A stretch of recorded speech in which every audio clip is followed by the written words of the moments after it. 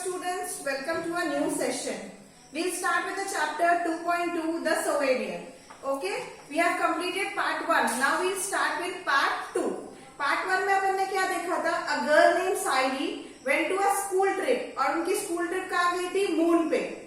Okay, and last में जब वो मून पे पहुंचते हैं तो वहाँ क्या होता है कि उनकी जो होटल रहती है, सेटलमेंट्स रहता है, वहां वो तक पहुंच जाते हैं और वो सेटलमेंट का नाम रहता है नील आर्मस्ट्रांग बेस. यहां तक कि हमने पार्ट 1 कंप्लीट किया था. Now will start with part 2. The receptionist at the entrance to the base give some instruction at the very outset. अभी जो वहां की रिसेप्शनिस्ट थी नील आर्मस्ट्रांग बेस की, उन्होंने क्या किया, स्टार्टिंग में ही, एंट्रेंस पे ही सब बच्चों को और टीचर्स को इंस्ट्रक्शन दिए. जैसे आप लोग भी कहीं बाहर जाते हो कोई होटल वगैरह में, तो वहाँ के जो रूल्स रेगुलेशंस रहते हैं या इंस्ट्रक्शंस रहते हैं, जो रिसेप्शनिस्ट आपको वेलकम करते हैं वो आपको इंस्ट्रक्शन दे देते हैं.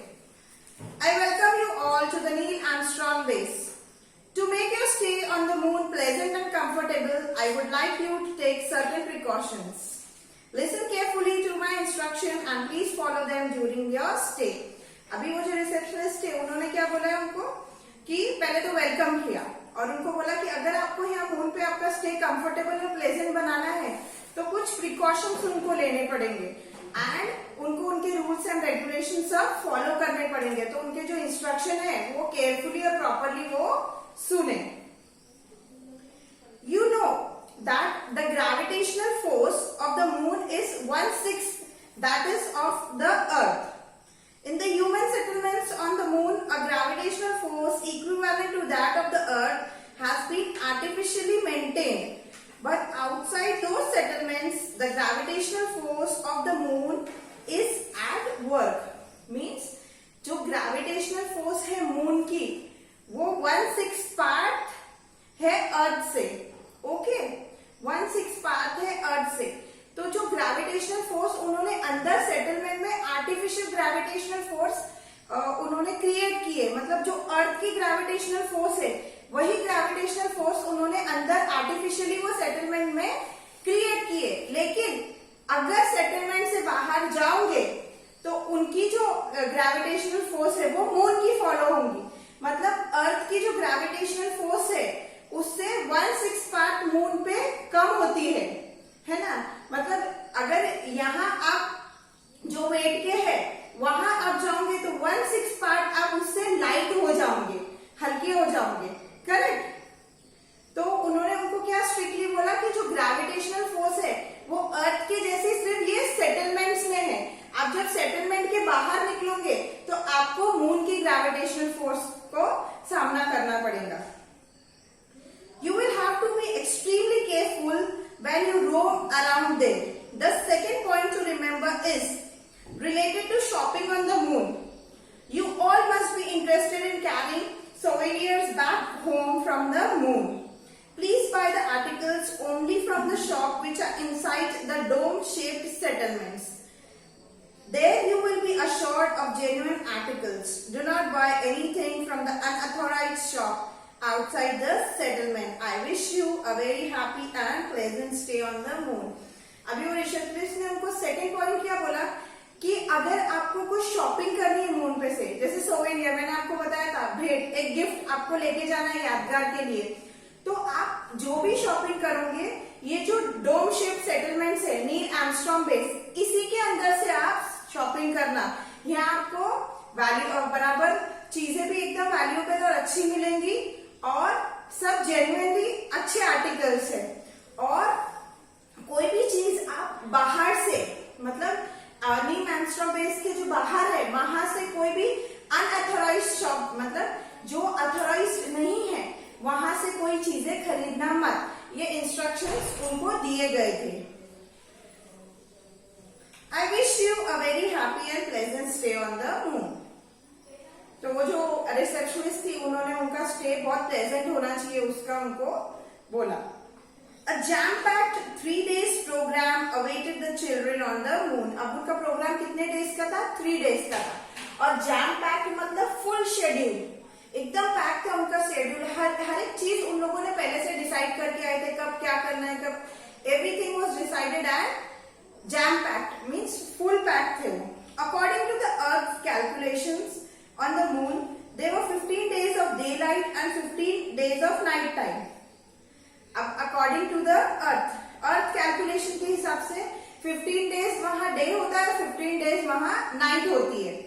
The 3 days of the trip were going to be the part of the night time on the moon. अब वो कौन से टाइम में गए थे जब वहां नाइट टाइम है, जो 15 days का नाइट पार्ट होता है ना, उन लोग वो टाइम में वहां पर ट्रिप के लिए गए थे, तो मतलब वहां नाइट टाइम का पार्ट था. One of the most important programs of the first day was Skywatch. On the earth it was usually foggy and stars were seen rarely and only very faintly. There was no atmosphere on the moon. On the dark background of the moon sky, the stars shone dazzling bright. अभी अगर अपन यहाँ से अर्थ पे से जब sky को observe करते हैं तो इतना क्लियर अपने को नहीं दिखता है, क्योंकि ऊपर फॉग होता है, जो स्टार्स है वो हमको क्लियर दिख नहीं पाते. क्यों?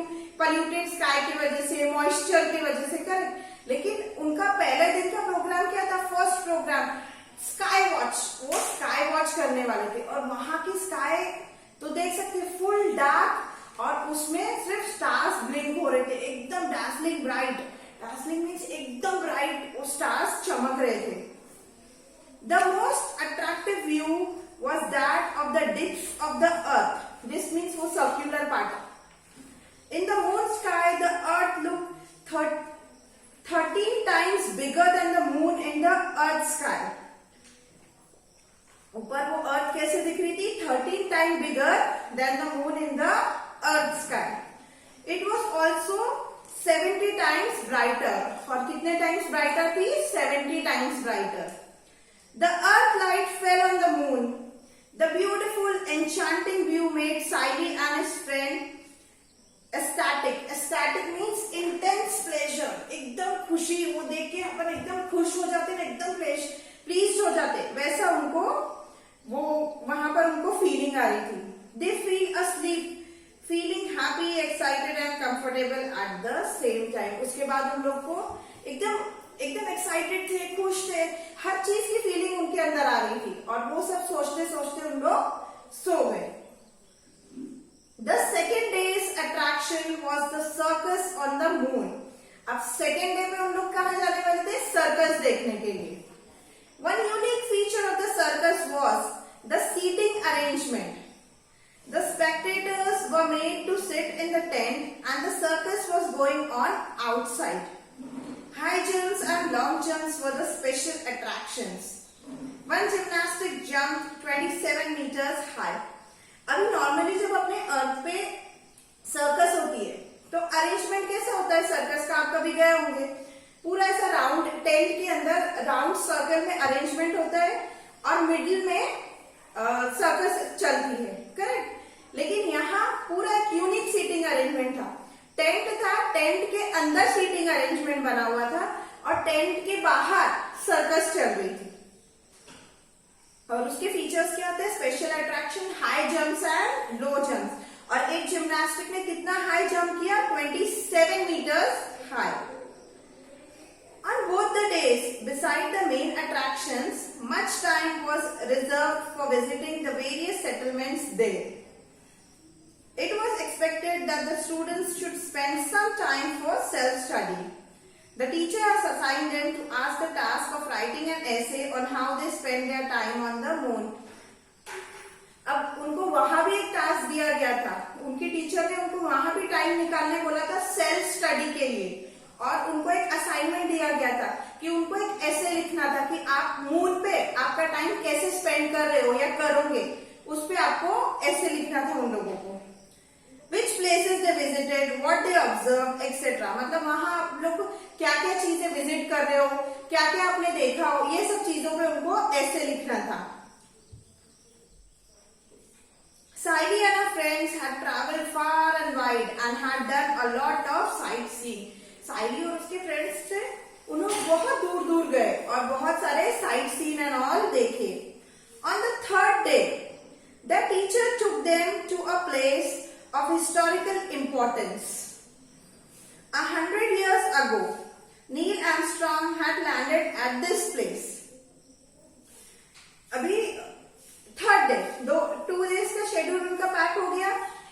थर्ड डे पे जो उनके टीचर है उन्होंने उनको एक इम्पोर्टेंट हिस्टोरिकल प्लेस पे लेके गए। अब वो प्लेस क्या थी? 100 इयर्स अगो जब नील आर्मस्ट्रांग थे। नील आर्मस्ट्रांग कौन थे आपको मालूम है? Neil Armstrong was the first man to land on moon. तो जब वो लैंड हुए थे वो प्लेस पे, तो कौन सी प्लेस पे लैंड हुए थे? वो प्लेस पे उनके टीचर ने उनको वहां दिखाने के लिए लेके गए। Okay, so we end a part 2 here. We'll continue the lesson in part 3. Thank you.